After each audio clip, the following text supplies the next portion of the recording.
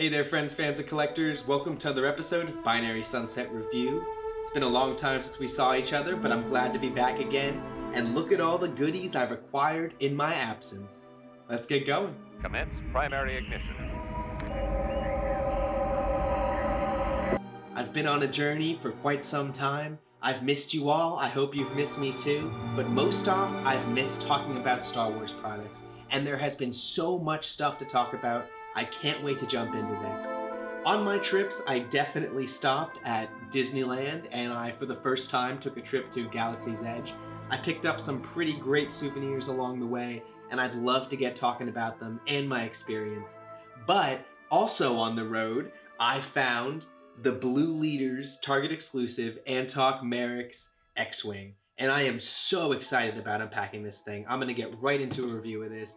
But I cannot wait, and I've been so jealous of everybody who's been taking some beautiful pictures of theirs. So can't wait to jump on into that. But also, we have seen the second wave of the Vintage Collection Walmart exclusive figures. Now this is the Tuscan Raider, Luke Skywalker from Endor, and of course the Death Star droid. So again, really, really fun stuff to be diving into, and I can't wait to get talking about it. Get ready. Hey there friends, fans, and collectors. Welcome to another episode of Binary Sunset News. We are coming at you the day after Hasbro Pulse Con, the day one, the Star Wars event, the day we care about. And there is a ton to talk about. We had some great new reprints, some new reveals even, and some figures that are finally up for pre-order that we've been looking at for the last month or so. Let's get going. Starting off with the Black Series, we have two new build-up packs to be excited about.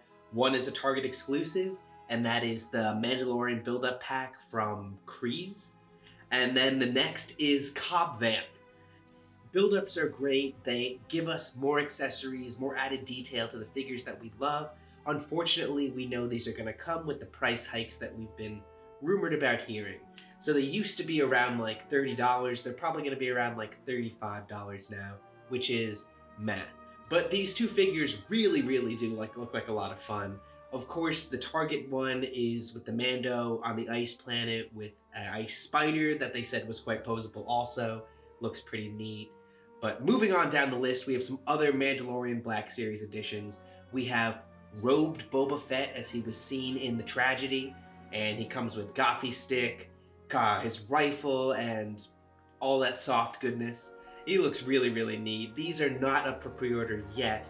We'll have to wait and see when they're going to be up.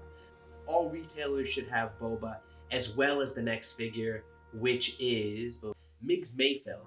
Now, Miggs Mayfield was in Season 1 and 2, and this is going to be his Season 2 costume, where he was seen with Mando stealing that fuel supply on that big tanky truck.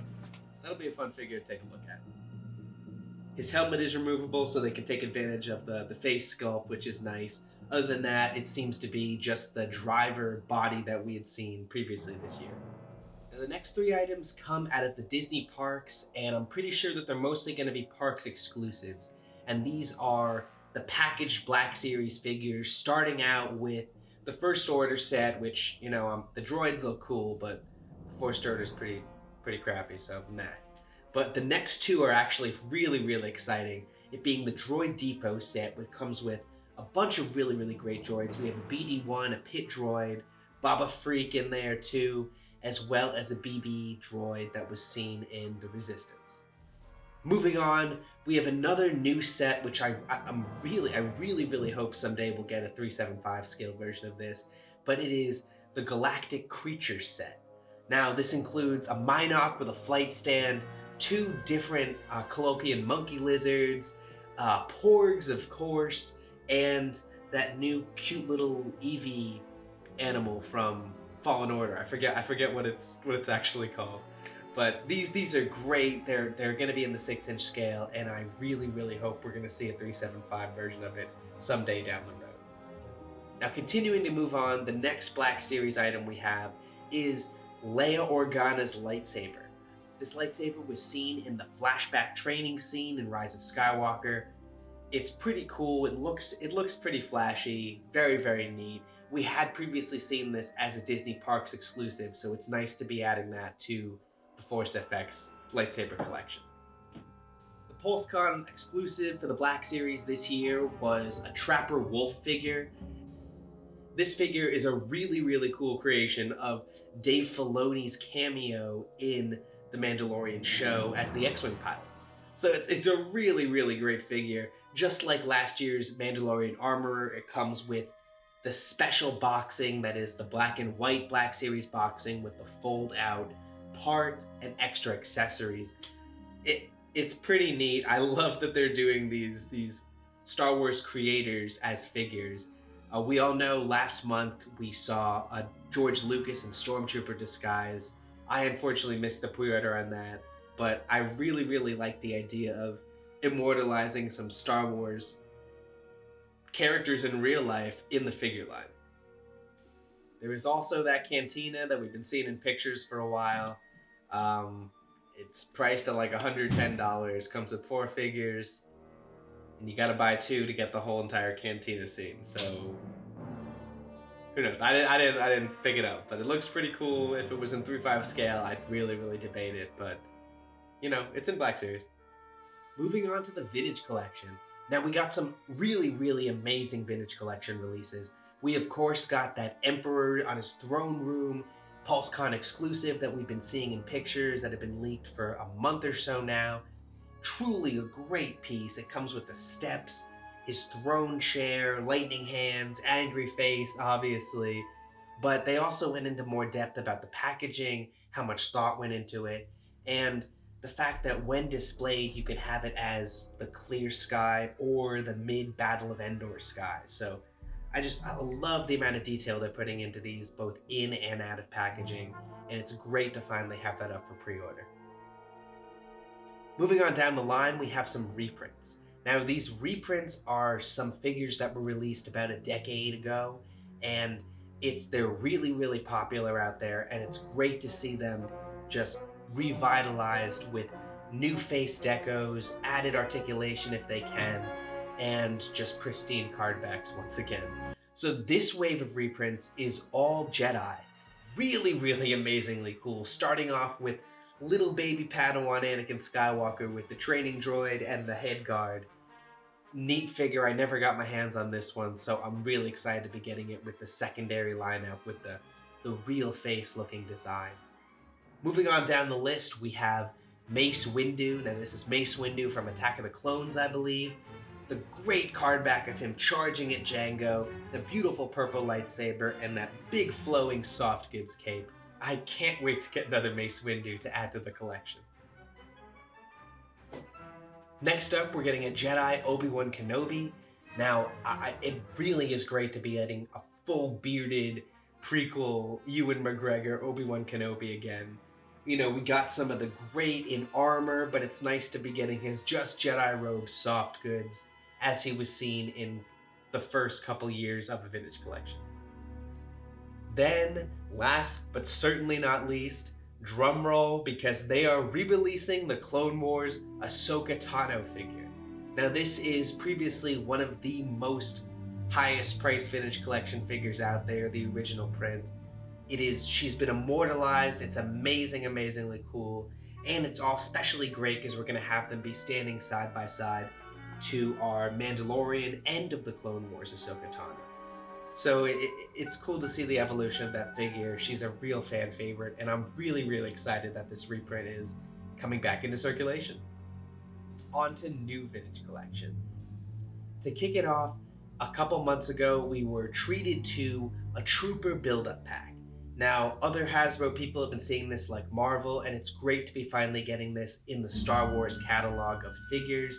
And they started it off with, of course, the Imperial Stormtroopers. This reveal is continuing on that trend by having a 4-pack of Rebel Troopers.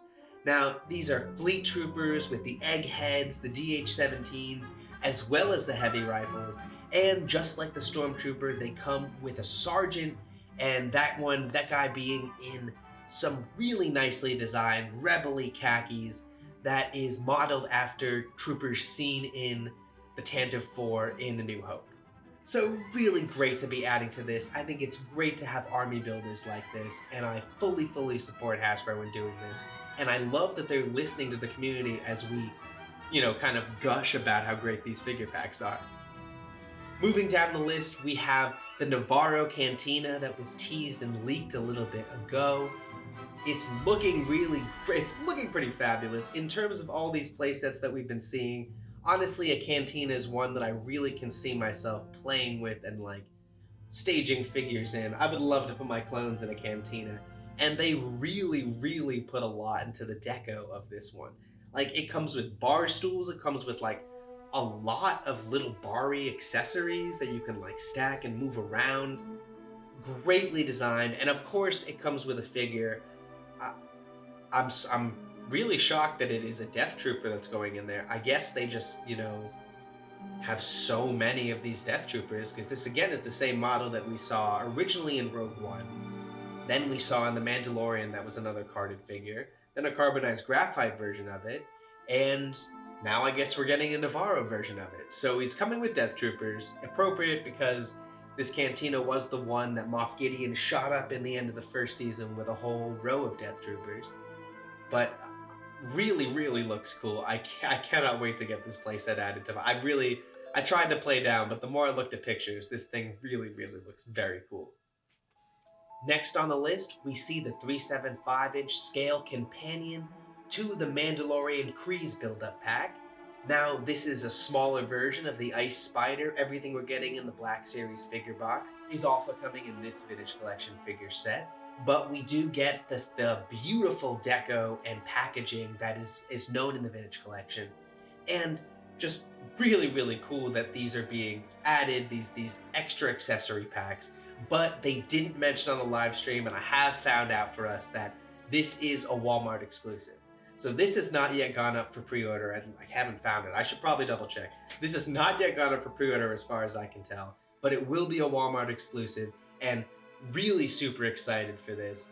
But as we know, it's gonna all be about the pre-order, so be sure to listen here. I'll be updating the description below and be adding all the pre-order links I can find as soon as they debut. There were a bunch of amazing pipeline reveals also. So we got treated to, down the line, seeing an Ahsoka clone trooper. We got a bunch of other teases I can't remember, but I'll link them all below, and please comment below because I can't remember them all. But this was a great Pulsecon.